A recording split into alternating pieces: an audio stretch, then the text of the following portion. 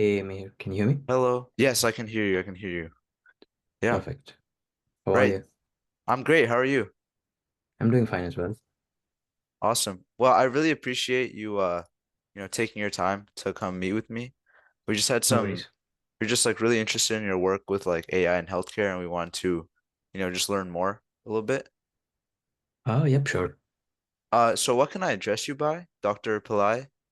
I'm not a doctor, so you can just call me Okay. Arvind. Arvind. All right. Yeah, What year are you? I'm a fourth year PhD Fourth student. year. Fourth Yeah, year. Fourth year. yeah, Nice. Yeah. yes. Well, soon. S Yep, soon, maybe. Yeah, Yeah. Okay. So yeah, not too technical, just mm, relatively casual. So yeah, let's get yep, started. for So sure. could you tell me a little bit like about yourself and your journey in like AI and healthcare? Yes, sure. So I have so to start from the beginning, I have a background in computer science. Then that's kind of what I started my bachelor's in. Mhm. And during my bachelor's, I kind of wasn't interested in a lot of things.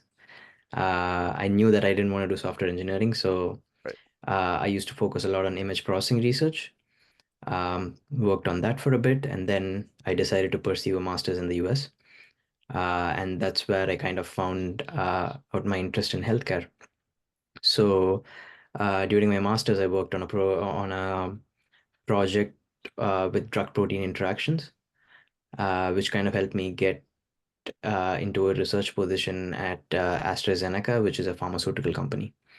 So I essentially was a AI resident there for 2 years and working on different parts in the healthcare industry or providing machine learning solutions for different areas of healthcare. And I really liked what I was doing, so I decided to apply for a PhD, and that's kind of what I'm doing right now. Nice. Yeah. All right, yeah. Yeah, I noticed your work at AstraZeneca. I thought that was really, really interesting. So, Mhm. were you at AstraZeneca over the COVID period? Yes, I was. Ah, I wow, that must have been joined like crazy. a yeah, that was quite yeah, that was quite intense, but also a very good place to be during COVID. So Right, for sure. Lots yeah. of lots of new research happened, definitely. Mhm. Right. So, just like kind of attached to that, like, could you like point out like maybe a moment or that like really like sparked your interest in healthcare AI, like maybe like a project or something, or was your interest more like a gradual type thing? I wouldn't say it was there wasn't like a moment. I don't have like a big moment or something personal uh because of which I started focusing on healthcare. Yeah, I know a few people who have those, but for me, it was more like gradual. gradual. The main reason that I was attracted to healthcare was because of the real world impact. Hmm. And I'm not just churning out these machine learning models that don't have an impact on how things function right now. And that was very important for me. And I thought, um, and I really liked, and I really like applied problems. Hmm.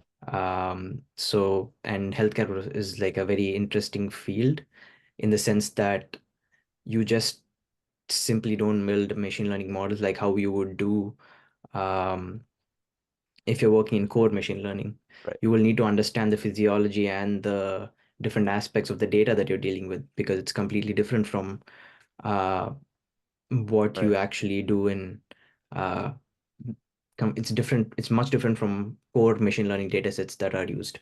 Yeah, it's a lot So more like intensive process, right? yes, and there's like a lot of noise in a lot of cases. You're not going to get good results. Hmm. And it's about like moving the needle forward a little bit. And I really liked that aspect of uh, not doing things that have been done before rather than pushing something that has already been done before, but like Yeah, a little bit. So that's why I right. wanted to go towards healthcare. So Mhm. For sure. yeah, Yeah. And then yeah, speaking towards like your concept of like pushing the needle forward a little bit, yeah. we were interested in some of your recent research on I think it's titled mood capture. Um, Oh yeah. yeah, so I was wondering if you could give us like maybe a simple overview of that research. Yes, sure. So the way that depression So to give you a little bit of a background about depression, uh, we basically hypothesized that depression changes, fluctuates even within a specific day, and it's not something where you say yes or no. You might have certain moments or certain times during the day where you exhibit high levels of depression, whereas during some other days or like some other timings you don't exhibit high levels of depression. Right. So there are multiple ways to detect depression. The gold standard is through a clinical interview where the person comes to a psychologist or a clinical psychologist or a psychiatrist who administer a clinical interview. Hmm. And based on that, they evaluate if the person has clinical depression or not. The other ways to evaluate depression are uh, through audio samples, through face images and to detect emotions, and even through wearable devices. So our main contribution in mood capture was we wanted to capture authentic expressions from the user. We did not want to basically ask them to come and perform certain expressions and capture those emotions. We wanted to see if authentic expressions captured from the phone's front-facing camera, if they are useful for predicting depression. And we so these images are collected in the wild. Uh, After we collected these images, we trained a ML model to predict depression. Uh, we didn't get a particularly great score. We got about 62% balanced accuracy. Hmm. The sensitivity was around 75%, Oh, okay. which was a bit more decent. Uh, yeah, so the main gist is that there is some signal. Is it strong? Not really. And future researchers can kind of explore more opportunities in this field. Right. And yeah, we were one of the first. We were not. I think we were the only people who to do this uh, in the wild, which was like Right. the main novelty here. So yeah, Right. Yeah, that definitely touches back on your point of like, you don't really get to do that research that's already been done before, right? This is like yeah, the way you describe it, it sounds like a very exploratory project, right? Not a lot of yes, people have done it prior. exactly. So a lot of projects that I work on, we need to come up with our own way, our own baselines, essentially. Mhm. It's very difficult to say that. It's very difficult to say if 62% is good or not, right? Right. Because if no one has done it before, then you don't know if that's good or not. Hmm. So in a lot of cases, we build our own baselines by comparing it with like very basic methods and then comparing it with much more complex methods and see what happens. Right. So what were some of the like the key challenges that you tackled like during that project? During that project, so um, firstly, the data collection itself is like very difficult. It took about uh, I think the project was running for about 2.5 years. Wow. Um, so every participant in our study was diagnosed with clinical depression by a clinician, and then they were onboarded onto our study. So one of the major challenges is to like just collect the data, which is always going to be one of the major challenges when you work on um, like a ML project or an AI Right. project. The second important thing that we also discuss a lot in the paper is the ethical and privacy implications of doing such work. So obviously, you don't want to take pictures of people Right. Right. Privacy is a because big thing. yeah, exactly. Even though we obviously collect even though we have multiple stages of consent and our protocol is approved by many government bodies, Right. we still have to people still don't like it. Hmm. And if you look at, I think the last figure in our paper, you would see that 65% of the people were comfortable, but like 30% of the people were not Wow. comfortable with us That's a taking pictures of decent that. portion.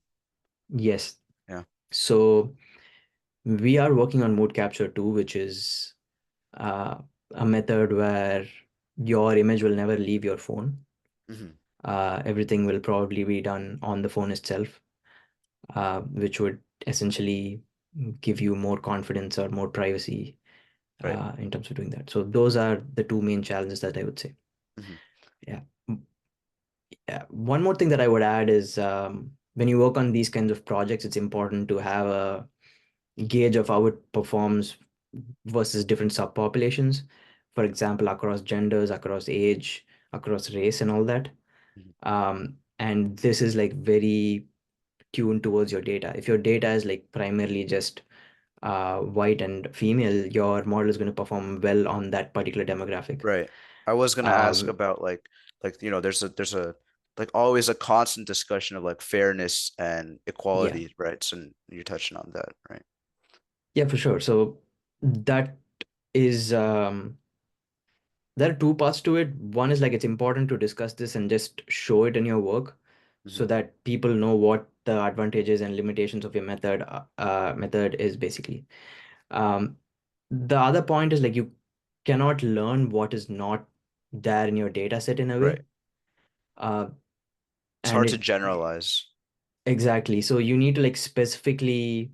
um, you need to specifically force your model to be fair Hmm. or to generalize. And I think that is quite important when training these kinds of models. Right. Yeah. Um, and then so those are the challenges. What would you say? I know, like you said, exploratory model. So a lot of the applications are more like guiding future research. And I Yeah. know you did touch on that, but what would you say are like maybe two or three like significant findings that you found within your research? So the first significant finding was it is possible to like detect depression using in the wild smartphone images. So that it's never been So done before, right? So that's like, yes. So you don't need to bring the person to to like a clinic or ask mhm, them to perform certain actions. There is some sort of clinical signal that is present in these images. The second thing was um, we in the future, it's important to address ethics, which would basically moves things forward. Um, One thing that is not in the paper is personalizing these models for each individual user. mhm, It dramatically increases the performance. So uh, I think the balanced accuracy that we showed was 62. When you personalize it, it's around like 75 or something. mm, yeah, So that's not in the paper because I did it after it got published a few months right, back. right, Um, but that's another important finding. Um, the other finding has to do with the study itself, mhm. the data collection process, the way people hold their phones and like Oh, how and things like that. So we found that most people are indoors when they answer these specific questions. Um, and they are holding their phone below their chin, and there's a certain ambience around them right. when they answer these questions. Okay, that's definitely Uh, different. I wasn't really thinking in terms of that's like a that's an important factor to consider in the future work. yes, definitely, because like around you, you don't know where it's important to know where the person is, right? Like when they Right. answer these questions, Mhm. because the questions that are prompted on the phone, those questions are the ground truth for us. Right. And the questions that we ask are clinically validated. It's called the PHQ-8. Mhm. If you search that online, you would know that's like an instrument that's commonly used for Sure. depression screening. Sure. So yeah, it's nice to know the environment and the context in which we collect Mhm. data. Right. No, and I mean, Yeah. typically results are like, this model is effective, this model's not, but I think like like learning about just like general habits that could inform how do you work on related studies in the future is definitely a very valuable insight. Yeah. In terms of modeling, I would say like 3D landmarks in the face were very useful. Mhm. Um, Another like very interesting finding was I might get this wrong, but I think it's the left side of the face had features which were much more useful for depression detection. Left Sure. side, or was it the right side?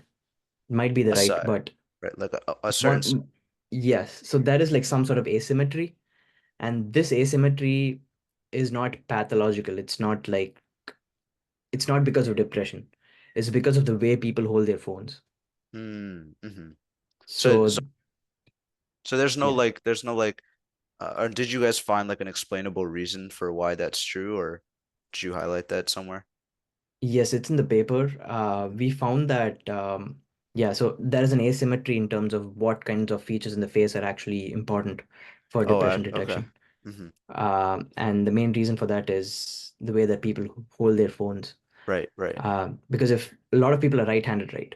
right. Oh, So okay, when that you makes take, sense. so when you click a bunch of pictures of your face, when it's done naturally, um, you tend to capture more of one side of their face, Right. which was like a important finding, Hmm. uh, which would be useful for designing tools and stuff. Right. That's Yeah. definitely it's definitely different. Like the insights are a lot more in depth. Those are like really interesting Mhm. conclusions. So, um, I mean, you already touched on it. I was gonna ask about like potential real world applications, but you already said like it's a baseline model has a lot of room for improvement, or a lot of future work can be done. Yes. Right. There's already a few people who are working on this, trying to use pupil dilation and things like that, Hmm. Hmm. Right. using smartphone cameras. Right. Okay. That's one. Um, there's always two applications when you work on mental health. The first one is self-monitoring. Right. Uh, for example, the person themselves might want to know what their uh, how their lifestyle or mood is changing through the day. Uh, while this might not be accurate, the relative change might be useful for people. And the Mm. second application is if you have a good enough model, and if the participant agrees, then you could always connect them with their clinician or therapist. So Right. those are two universal kind of applications for most mental health uh, areas. Right. Okay, yeah. No, that's definitely a very in-depth all the questions that I had regarding your paper were Mhm. definitely answered. So just some more like general questions for you. Yep, Um, sure. so like how do you envision like the real-time intervention systems for mental health, like emergencies evolving in the near future? It's I like mean, like, so real-time systems for mental health. I feel like there are, I mean, my opinion has changed over the last few months or years, I guess. I think there's too much AI, too much focus on AI, I think, for okay, okay. intervention systems. Hmm. I think we should kind of balance it out with like a more human focus.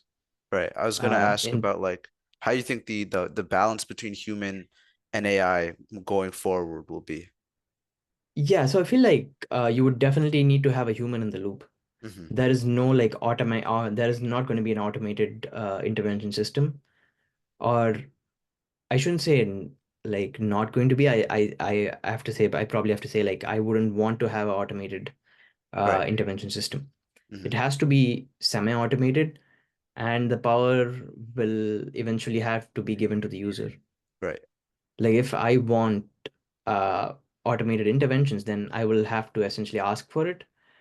And I think that would be the path forward. For example, um, let's say a patient has been seeing their psychiatrist or therapist for a long time, and you could essentially have uh, not an intervention system, but like an analysis kind of system that gives information to the therapist, Hmm. um, which gives them a clue about how the patient's life is going.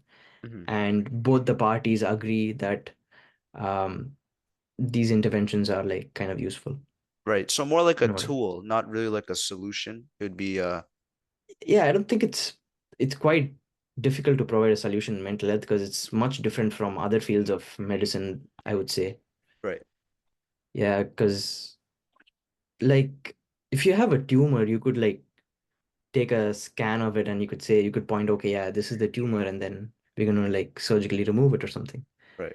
But then if someone, but if you say someone has depression, the only way you know that is if they talk to someone, right? Right. It's very difficult to like look at someone and say, hey, this person has depression, this person doesn't have depression. I'm sure there are neurophysiological changes, of course, Right. but from a that is from like a neuroscience perspective, but from a behavioral perspective, it's very difficult to say that. Right. Hmm. So at that point, I would think that it is going to be semi-automated.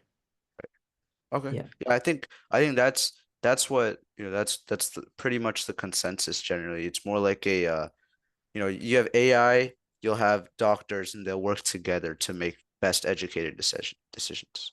Exactly, yes. So that will be the main thing. The most important thing with where AI can have impact is to basically reduce time and burden Hmm. on both the user and the physician, or whoever the clinician is, but also the entire medical system, right? Hmm. If Can you you can give like an reduce this, example of where you see that? so it's like there are a lack of there are a lack of therapists, and the rate of mental health is going up, but there are not enough therapists basically. Right. Okay. And to even get onboarded and to even get like appointments are taking so much, like a long time for most Hmm. people. And the main example would be like um, every time the therapist has to talk um, to like a patient, they would have to know a lot of background information about the patient, and they would have to like revise this information, right? And also at the same time, they only talk to you for like 1 hour a week. Right. You have no idea about what happened the entire rest of the week, right? Hmm. Like, so what if you could have like a summarization software which basically summarizes the person's week Right. using like their sensing data and gives it to the therapist before their session begins? It's literally like a 15-minute read up of that, Yeah. and they could like know a lot more things, and then they could provide like actual a more they could The provide hour more could be informed. right. That hour Yeah, could be used so much more effectively. exactly. Mhm. So those kinds of tools I think are quite useful. Okay, for sure. Yeah. Um, and then one more question regarding, or a couple more questions regarding just like AI. But what do you think of like the importance of, we always talk about like AI and this sort of like a black box, like it's hard to understand what happens underneath it. What do you think is like the future, or like the just a general importance of explainability in like healthcare AI specifically? I mean, yeah, we were actually discussing this like with a couple of other researchers. Hmm. I mean, explainability is like kind of weird, right? Because um, you just build a black box model and then you probe Right. it after Hmm. everything is done, and then you like explain it. Yeah. Um, so yeah, explainability is like definitely important, but also like, is the clinician really going to care about the specifics of the model and how you got the Right. explainability and all that is there? No, I'm I thinking cannot more of really, like yeah, I'm go thinking ahead. more of like from a patient perspective. Like I want to understand like maybe I'd Yeah. I'd care about how my results are being not interpreted, but how conclusions are being made on certain things. Yeah, that is like a good question. I don't know a good answer to that. The only thing that I could, um, the reason why I say that is most of the explainability methods right now are post hoc methods, right? Hmm. Like after the model is built, you query the model and then you find out why did it make this specific decision for this specific person? Right. So you can do that, but then you're basically saying that you're basically associating the output with respect to some sort of mathematical input layer or something. Right. The patient is not going to understand that anyway, so Sure. Okay, that's that's true. not a good explanation. So that's what that's what I'm thinking. The other Right. important thing is, go Go ahead. ahead. Oh, so I was So just I gonna was, say like yeah, yeah, maybe there's a delay, but I think that like just generally like you're right. Explainability is especially in healthcare where all the topics are very, you know, very in depth, and it's hard for maybe a patient to understand that. It's definitely not very easy to just like simply provide a explanation on how explainability plays a role in the future. But yeah. Yep, exactly. But also like, well, this again comes back to like what systems need explainability and what systems don't, right? Like if Hmm. you don't have a fully automated system, then you don't really need patient level explainability. Yeah. What I mean by that is like if let's say for example we take an X-ray or an MRI scan of the patient, Hmm. and then we just say that the patient has X. We don't do that at the moment. Yeah. The Even the most advanced systems, they have like a semi-automated algorithm um, which flags certain scans, and then the Right. radiologist takes a look, and the radiologist is the one who talks to the patient. Right. Right. For So in sure. that case, the patient will have some sort of explanation of why this decision is being made. It's we don't I don't think we have an AI system which does that yet. Right. There were a few that were deployed during COVID and which cost a lot of lives and a lot of scandals. Hmm. Um, I'm not sure if you heard of the Epic system, which I have not. basically, so they released a system during COVID, which uses AI to um, triage patients based on who is more likely to die from COVID. And obviously, this system made like a crazy amount of errors, Right. uh, but they just released it without testing anything. Uh, yeah, so that basically happened. Yeah, the main thing that I was actually talking to a professor here at Cambridge, and he mentioned this thing about how the way that we do AI right now is like kind of going to be a dead end. Hmm. Uh, these are not my words. Obviously, I don't know much Right. Right. about Right. Yeah. compared to him, but Hmm. his reasoning was we just do pattern recognition at this point. Hmm. We have no reasoning systems that uh, basically supplement the pattern recognition. Right. The closest that we have is like neurosymbolic AI or whatever. Hmm. But even those are like kind of naive. Right. Yeah, for So sure. I think you're right. I mean, at the current state of things, yeah.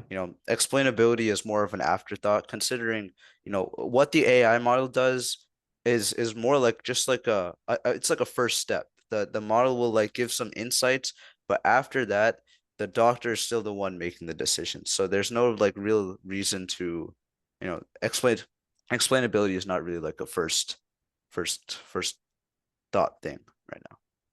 Yes. And most of the explainability methods also, there are actually quite a lot of advanced ones right now, I think. Um, but yeah, I'm not sure what is even required for healthcare. I think we first need like a clear definition of what would satisfy an explainable, what is an explainable, we need like an example of what is a good explainable model for Yeah. healthcare. Hmm. Oh I yeah, for think sure. once that definition is like kind of set and we have guidelines on what we expect, then I think it's much more easier to do that. Right. Yeah. Okay, for sure. Two more questions just to wrap it up here. Yep. Um, so, you talk about the work you're doing in Cambridge right now and your previous work with AstraZeneca. So, given your experience, right, working both in academia and the industry, what are some of like, in terms of like research, what would you say are like some key differences or similarities between the two in terms of like approaches, goals, collaboration, challenges, just like general? So generally I've had like very good experiences in the industry. Hmm. Like I don't think, yeah, so I've had very good experience in that in the industry where I've had the freedom of academia, which is usually what academia is known for. Right, But also I have like the resources of the industry. right. I'm not sure if this probably won't like carry on in the future. Hmm. Uh, but yeah, the advantages of academia is probably freedom. Hmm. The way that research is done is a bit slower, and the problems that you choose are a lot based on your own specific interests. Hmm. A lot of these problems might not have any impact. Right. So, You just do it because you like it and you find it fascinating. So right. you can work on those kinds of problems in academia, but in the industry, you can't do that. You have to find an impact area first, Hmm. and then your research basically revolves around solving that problem, Right. uh, which I find quite nice. So I am like more of an industry person. So Right. So like yeah. you're talking about also like the time length. So there's definitely like an aspect of deadlines to get things done, whereas in academia it's a lot more, or I'd assume it's a little more flexible in terms of things like that. Uh, yes, I would say that generally I would say that's true. Hmm. But in my opinion, I think you should always like uh, work the same in academia or industry. Hmm. Because a lot of the time, the freedom you get in academia, you get carried away, and then 6 months is gone, and then you haven't done much. Right. So it's always like important to be on your kind of like, um, it's Like always important to like self-motivated. push. Yeah, exactly. Right. Okay. Yeah, and then just last question here. So, from your perspective as a, PhD student going through all these industry, what advice would you give to like an aspiring student like in high school, such as us, who are interested in like, the AI and healthcare and just like any advice in pursuing a career? Uh, yeah, so in terms of practical advice, I would uh ask you to like choose so find getting good ideas is probably the most difficult. Hmm. Um, so I would ask you to choose ideas that would put you at an advantage, uh, and like choose problems that actually have impact instead of going for the shiniest new Right. LLM. Right. That makes Right. sense. Right. But yeah, so for Yeah. as an example, like high school students are like a very understudied group of population, right? Right. In healthcare itself. Hmm. Um, so you have so many high school students around you. You can always like do more experiments and collect data Right. and then work on specific problems there. So Hmm. um, For sure. So yeah, that's interesting the ideas yeah, and just taking an initiative. exactly. Like once you get yeah, I would definitely say like not to compete with like not get pulled into the whole uh what is the latest model and try to compete with uh all the other people who are working on those models. Right. It seems like there's a new LLM like every week at this point. Yeah, exactly. And also it's very difficult to compete with those people because they Mhm. work literally like that's their main job. Right.